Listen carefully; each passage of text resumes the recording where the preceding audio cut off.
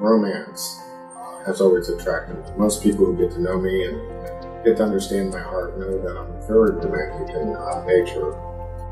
Outside of that, I love a great mystery book. I love novels that have different plots. I love the way in which authors will put a novel together and then draw it back together to make the author think well beyond the book. Personally, I believe that authors should always try different genres. It not only expands the creativity of the author, but it also allows other people to see the talents that an author has to bring. The transition from being a pastor to a novelist is remarkably different. As a pastor, you are constantly dealing with people, meeting with people, sharing your life stories with people. Though it encompasses so much of reading and writing, it's more public. Whereas as an author, you spend a lot of quiet time alone in your personal thoughts. The only friend you have is the novel that you're working on and the characters that you're developing. Writing energizes me. It's very stimulating. Think of a story. Usually I know the beginning, I know the end. It's what comes in between that makes it the most exciting part. I have a personal computer in my office. If I'm not feeling well, usually I lay down in bed and write with my laptop. The radio, the music inspires me, especially if it corresponds to what I am writing. It taps into the emotions that I'm trying to capture on paper. And many times it moves me in a positive way, and sometimes in a different way. The most difficult part in writing is coming up with a storyline, one that is original.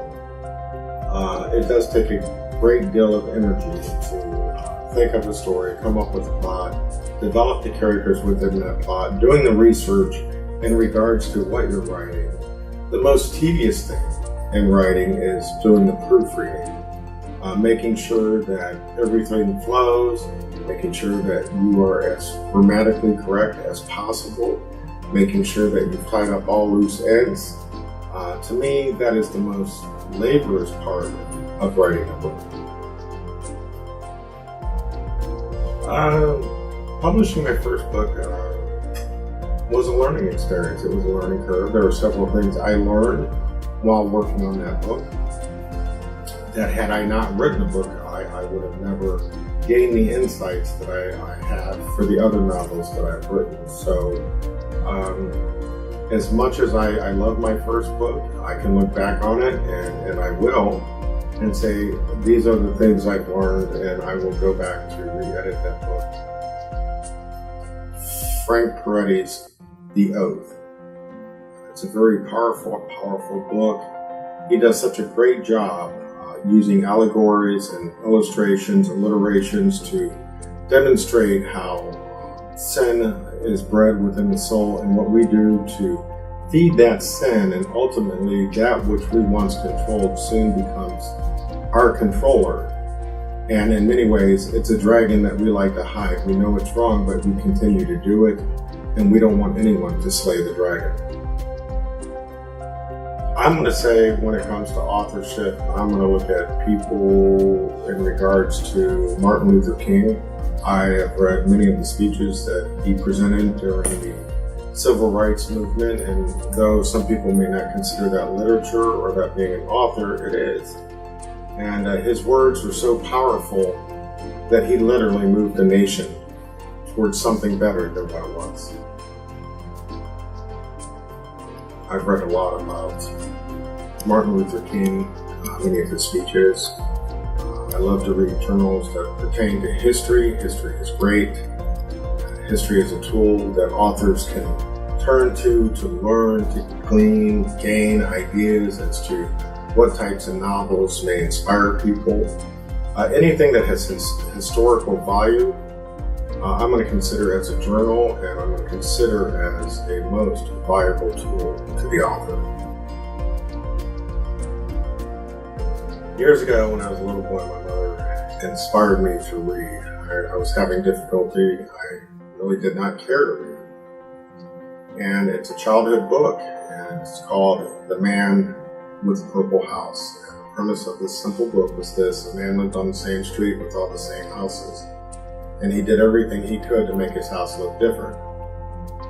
And it got to the point when everybody's houses still looked the same, so he did something quite different, and that was paint his house purple. Read more, write more, express myself more, to communicate to other people about the world around them and what they could possibly do, and along with myself, as to improve their lives as well as mine.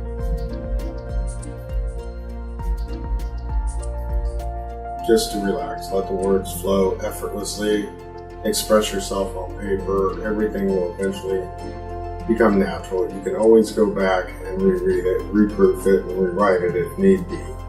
I think one of the things I struggle with is I look for perfection on the first time, and that creates a lot of stress. The important thing is just to get the ideas down and then later revisit them, and you can do with them what you want. Spread the word. However, I think if you would speak to any author, an author would say they would want a reader to think about that book, to meditate about that book. I have seen technology take off in ways that I never even thought of as a child. And in the process of that technology, while it has simplified life, it has also done some detriments to life as well. It's created more stress in our lives, even though it was created to make life simpler. Eurolink does a great job of getting to know the authors, getting to know their books. They take time out to listen to the author so that way they can do a better job in helping the author. Not only that, in every feat that I set before Eurolink, they have always been faithful and true to everything that they say they're going to do.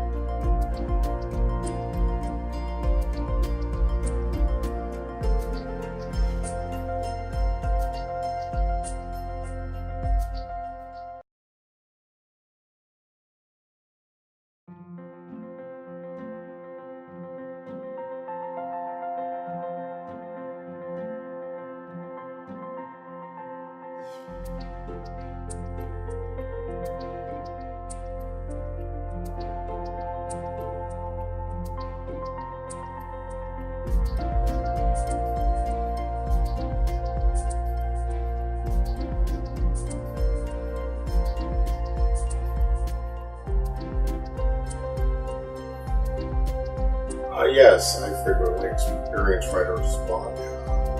And sometimes I don't know if it's really a block in as much as you need to stop, step back, look back, and see where you're going, how you're going, and what you're going to do with the novel that you're working on.